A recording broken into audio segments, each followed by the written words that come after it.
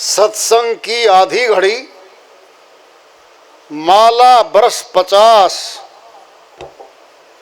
इंद्र की आधी घड़ी, रहट चलत 12 मास।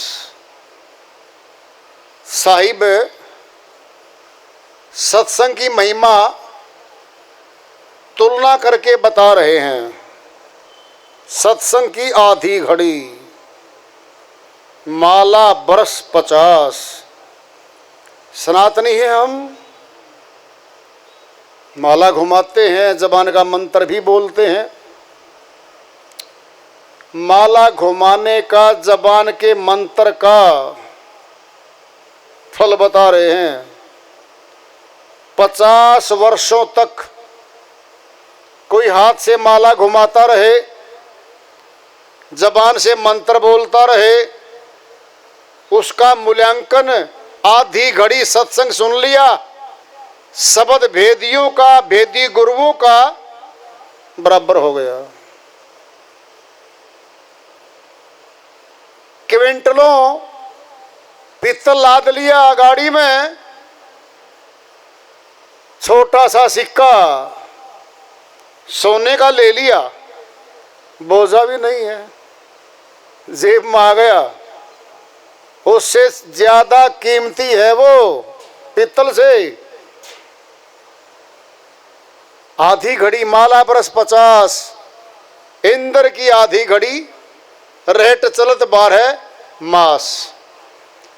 खेतों में किसान अब तो रहट नहीं रहे, ट्यूबवेल हैं, समर्सिबल हैं।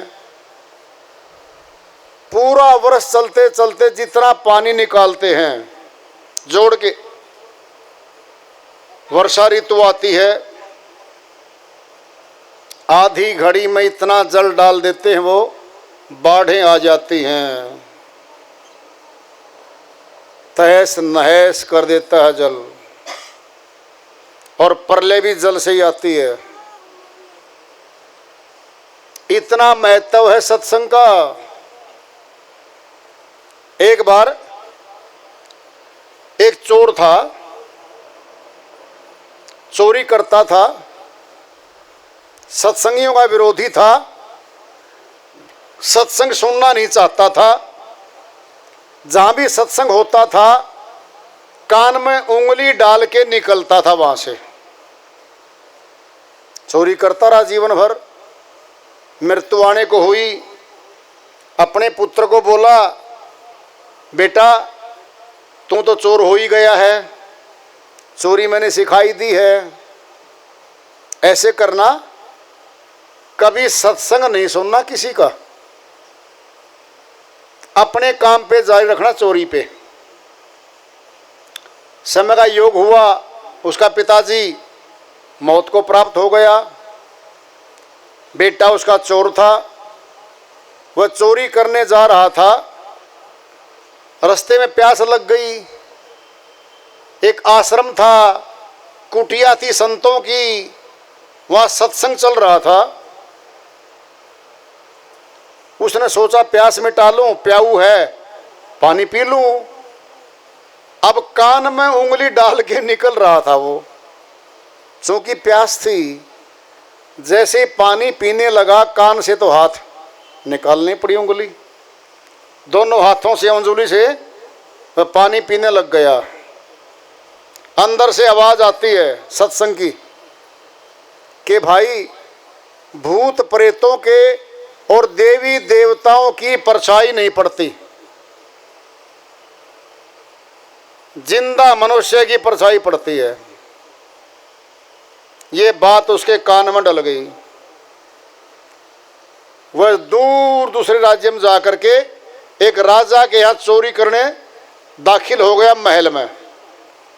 राजा कहीं बाहर गया हुआ था, सुरक्षाधिकारी सोए हुए थे। महारानी के कक्ष में उसने 9 लखा हार उतार के रखा हुआ था। अब मौका लग गया चोर का, वह हार चुरा लिया। बहुत महंगा था, एक ही काफी था। और कुछ और भी सामान था। चुरा के गठरी बांध के कपड़े की छोटी सी महल से निकल के चला गया। सुबह हो गई। सुबह हुई, उसने सोचा भूख लग रही है, कहीं भोजन करूंगा।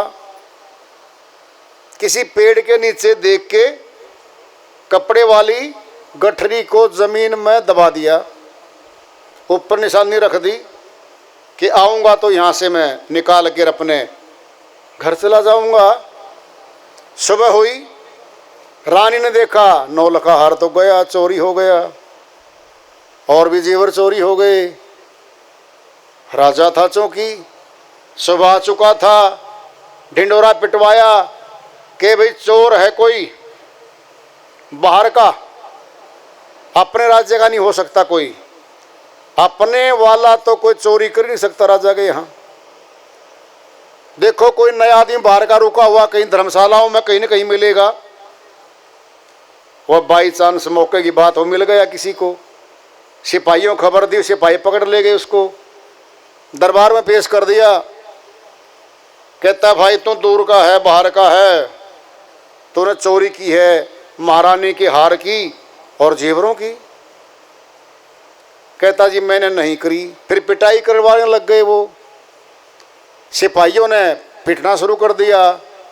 वो चिल्लाया रोया, चोर जो पक्का था, बहुत पिटाई हो चुकी थी पहले उसकी, इनकार करता रहा, मैंने चोरी नहीं की, मैं निर्दोष हूं, मुझे ना मारो।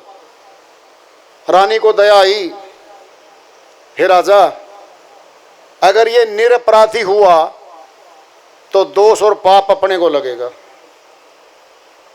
एक युक्ति याद आई है मेरे को, रात को मैं अपनी युक्ति प्रयोग कर लूं, अगर ये पक्का चोर कितना भी क्यों नहीं हो, देवी को तो ये मानता ही मिलेगा, भवानी माता को, दुर्गा को तो ये पूजा करते चोर सारे, और मैं कोई युक्ति लड़ाऊंगी आज, इसको छोड़ दो, अब कोठरी बंद कर दो।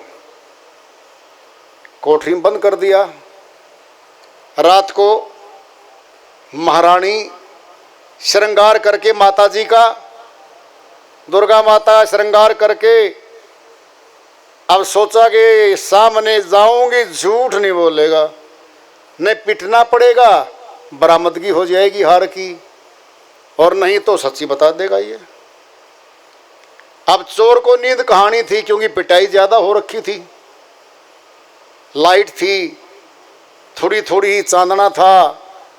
अब चोर ने देखा कि सामने से आ रही है देवी, अंधेरे में थी, जैसे जैसे रोशनी में आई उसकी परछाई पड़ी। चोर ने सोचा कि सत्संगी ने, प्रचारक ने, गुरु ने कहा था कि भाई देवी देवताओं की तो परछाई नहीं पड़ती, इसकी तो परछाई पड़ रही है, हो न हो ये महारानी देवी का वेश बना के आई हुई हो।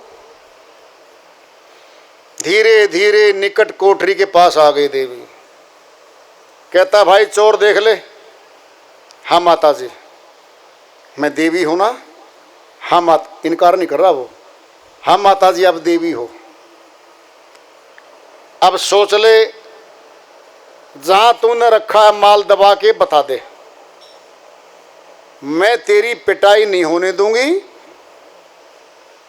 राजा के यहां माल भिजवा दूंगी।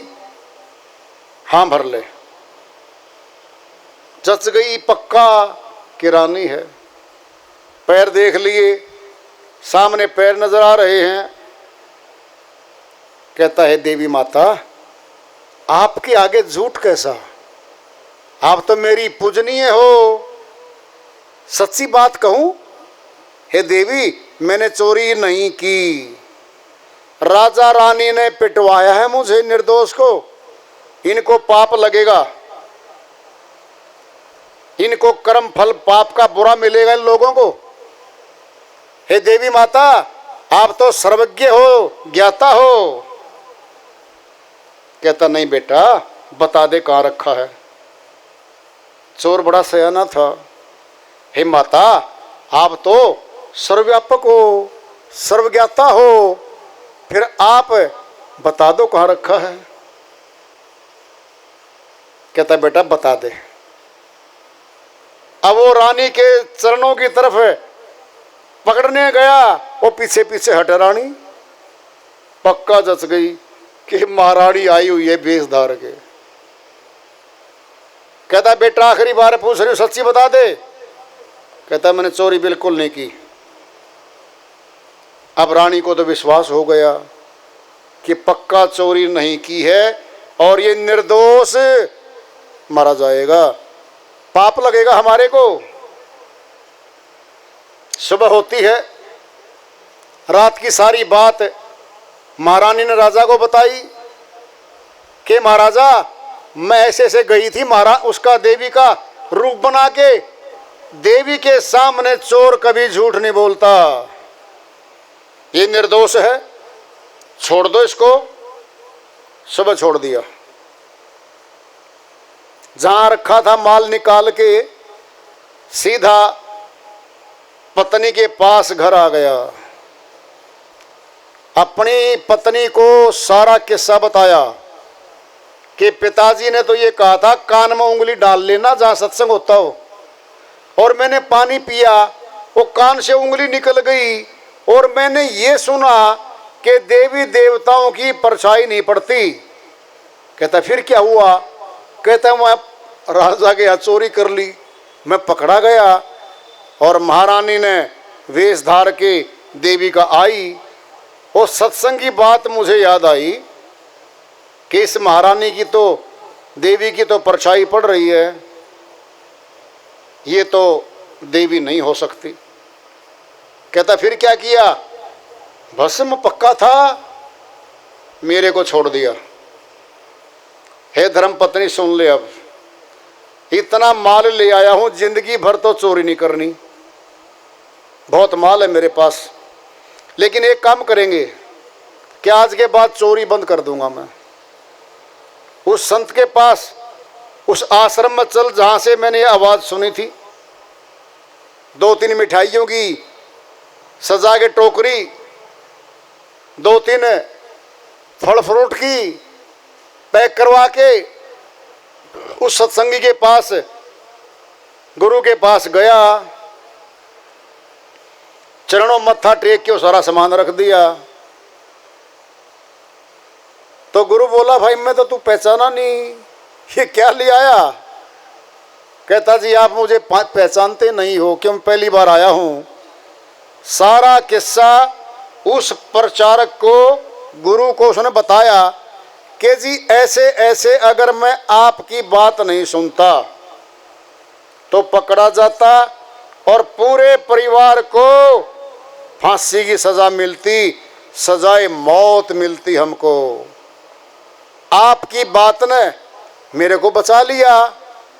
कहता देखो भाई चोरी करना तो पाप कर्म है।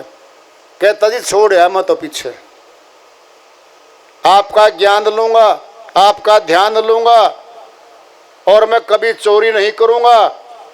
सत्संगी बन गया, नाम उपदेश दीक्षा ली, पूरा परिवार दरबार में लग गया। सत्संग की एक बात ने जीवन बदल दिया उस चोर का। ये शक्ति सत्संग में है।